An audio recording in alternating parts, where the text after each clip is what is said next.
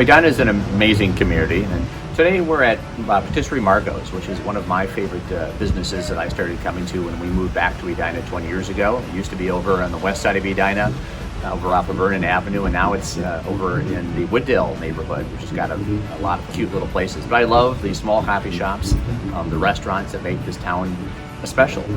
We've got Snuffy's right next door.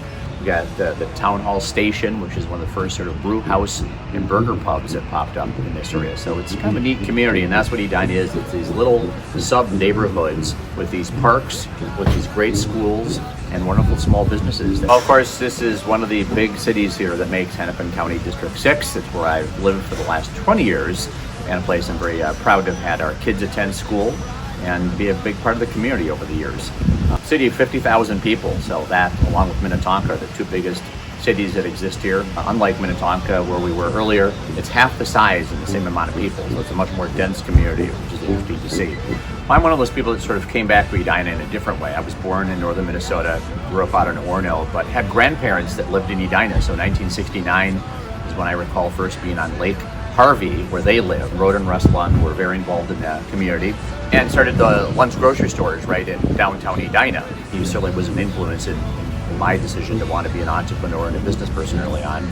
And Rhoda, his wife, was very active in the community and really was a great teacher for civic involvement, was involved in the political organizations a long time ago, and she really sort of showed me that there's a process and a pathway to being civil and engaged in your community, and just remarkable people. But that's what brought us here, so it's sort of nice to come back 40 years later myself and put some roots down here and be part of this community and to try to find ways to add value like they did.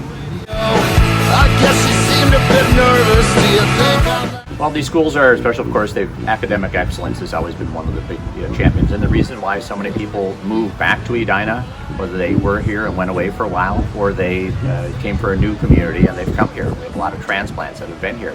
8,500 students, 6 distinct elementary schools in all of these neighborhoods, 2 middle schools and 1 big high school. Their sports teams are some of the top in the state and sometimes the country. I think they had 7 or 8 state championships last year, which was really quite impressive. In fact, ESPN named it the center of the hockey world. And there's lacrosse and basketball and baseball and football.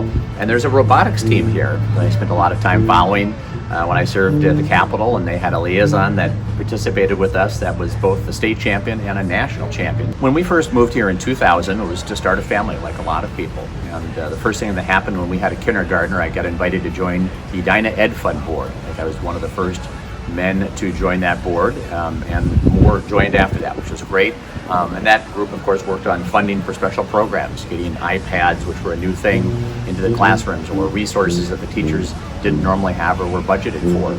And from that, I joined another group that was set up really as the recession was hitting in 2008, 2009, to help with people on free and reduced lunch programs called the Edina Give and Go organizations. Early education, access to good education has always been important to me and important to a lot of people in this community. It wasn't just about people that had the ability to move to Edina, because it's not a cheap place to move to, but they really wanted to find those ways to support all students.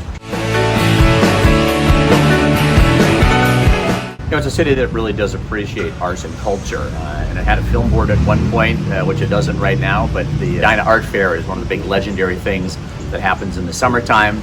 But I think of the musical artists that have also sort of come out of here, which is really pretty amazing.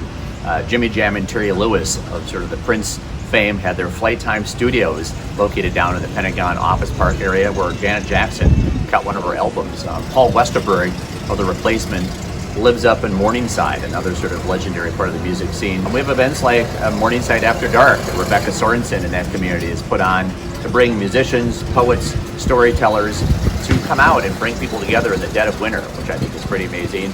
And one special one for me, Craig Finn, Hold Steady. His parents were actually my neighbors when we lived in the very northwest corner of Edina in Parkwood Knolls. I think people here, it's one big word, community, and that's what they really value and that's what they want to have. And it's been challenged at times with the political things that are going on that are out there, and that's something that I'm wanting to see change.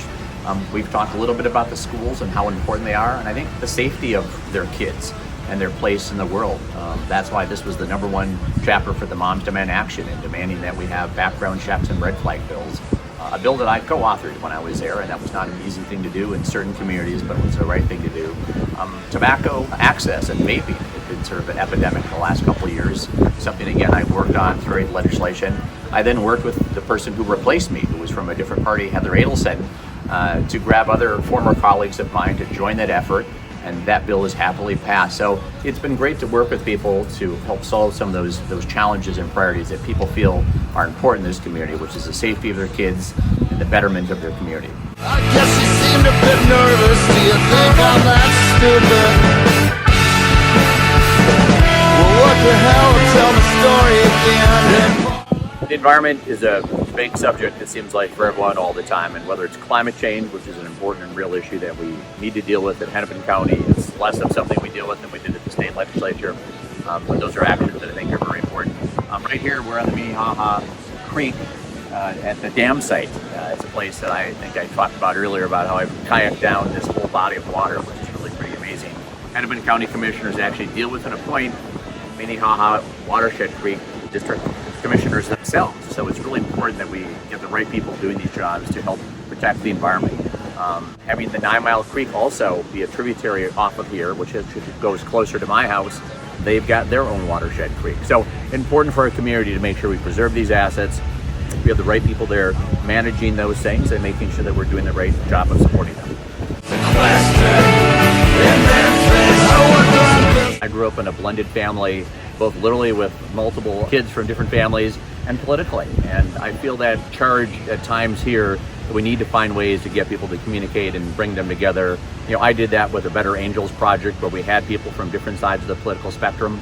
But I really think it's important in nonpartisan positions like this that we keep it as such. And I'm disappointed that's not happening in this race, but it happened in our school board races, and we need to find a way to do it.